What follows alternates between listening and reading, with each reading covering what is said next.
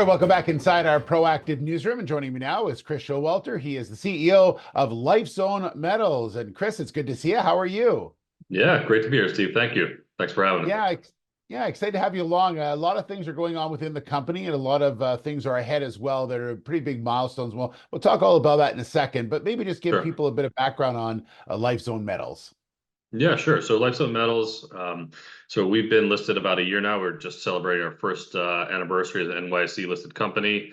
We debuted last year, really bringing our flagship Kabanga nickel project in partnership with BHP to market, also combined with our expertise and background in hydrometallurgy, where we have over 100 patents in specialized hydrometallurgical expertise. So I like to describe us kind of as a two-part kind of hybrid company. One, bringing new sources of battery metals to the market, which really is this new source of nickel, copper, cobalt coming out of Tanzania.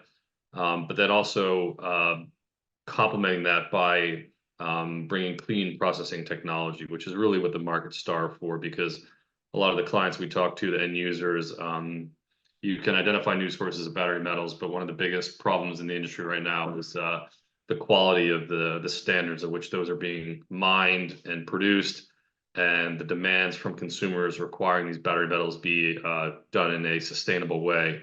We're really delivering on that, and that's kind of the two-part description for us as a company. So new sources of battery metals and then clean processing of those.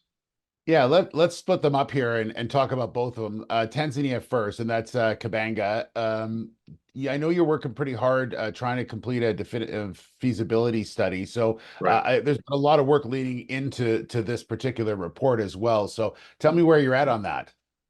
Yeah, so the DFS, so we've been working very hard. We are doing this in collaboration with BHP, who's a minority investor, and also a very close working partner through the DFS process. We've got DRA Global as the lead independent engineer, and we're on time. We're on track to conclude end of Q3 this year. So this would be two DFS. Actually, these will be the DFS on the mine site, and then also the DFS on the hydromet refinery that we're going to be putting. So two different projects, both DFS being done in parallel. And the good thing is we are on track, and we will be bringing these to a conclusion. And very happy, very positive with the way these are shaping up. And so I think this will be one of the big defining moments, I think, for us as Lifezone, is the conclusion of these. And I think we're really excited to see those results. And there's obviously a lot of bleed over between the two reports as well. So it sounds like Right. makes a lot of sense to be obviously delivering both of those at the same time. Yeah, I mean, you're right. These are fully integrated projects. So for us to be really developing a concentrate at the mine site and then shipping that to a centralized hydrometallurgical hub, that's two parts. Number one, that serves the purpose of this project to be delivering final refined metals in Tanzania, and that has a really strong effect on the project, de-risking it, having government as a partner, but beneficiating metals in country. That's one of our calling cards as a company, is that we're able to design these flow sheets and processes to be able to empower these local governments to really deliver these beneficiated value-added projects to the benefit of their own sovereign people, and so that's a big part of our project. But also, once you create a centralized hub like we're doing in Tanzania, that unlocks some other potential opportunities as well. And I think for Tanzania to be kind of at the epicenter of East Africa right now, they've put through a tremendous commitment to infrastructure. So standard gauge rail, brand new hydroelectric power. They're going to be a net exporter of power in the region, which is phenomenal result for their infrastructure investments. So Tanzania is really poised to be kind of a regional beneficiation hub, and that's something that we look forward to in the future. And I think that's it's nice when you have a centralized processing facility, you unlock other stranded assets, and that's kind of the blue sky potential for Tanzania in the future. Yeah. And lastly, I want to ask you about the metallurgical part of things that you talked about earlier. And I was actually talking to a friend the other day, and he was excited because he had purchased an electric vehicle and was surprised to learn that really what the batter goes into the battery and how that's all produced really defines, the benefit that you're giving to the environment. It sounds like you're working really diligently on trying to create a better battery with all these battery metals.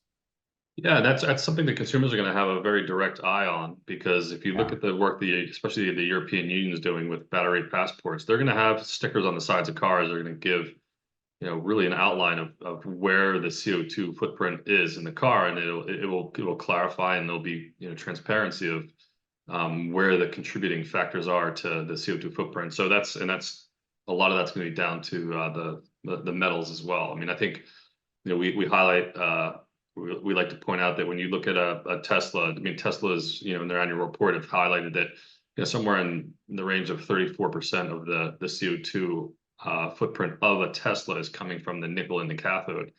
And that's a Mhm. direct result of where they're getting the nickel from and the processes that are being done to facilitate that nickel into refined metal. And that's primarily coming out of Indonesia. And that's a major issue for the industry, is the quality of the nickel coming from Indonesia and the CO2 implications. And that's where we're highly differentiated. And that's what's really exciting about the Kabanga project, is we are not only going to be non-Indonesian, non-Russian nickel, we're going to be producing using a clean processing methodology, which is, it is going to put us at a stark contrast to the CO2 footprint. And I think that's going to put us in a very strong position to have highly sought after competition for our metals coming out of Tanzania.